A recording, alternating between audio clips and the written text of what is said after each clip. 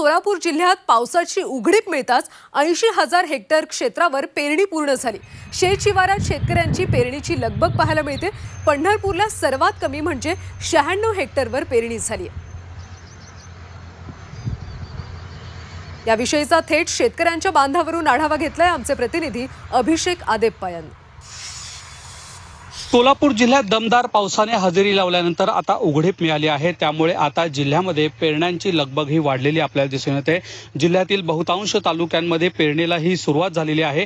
काही ठिकाणची पेरणी ही पूर्ण झालेली आहे, तर काही ठिकाणी वापसा झाल्यानंतर आता नांगरणी ही सुरुवात झालेली आहे। एकंदरीत जिल्ह्याची जर आपण परिस्थिती पाहिली तर एकूण 80,000 हेक्टरवर पेरणी ही पूर्ण झालेली आहे। सर्वाधिक उडीद म्हणजे 20,473 हेक्टर क्षेत्रामध्ये हे पेरण्यात आलेला आहे।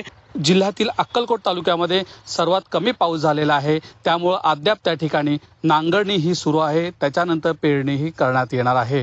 त्यामुळे आता जिल्ह्यातील बळीराजाला आणखी मोठ्या पावसाची ही प्रतीक्षा कायम आहे।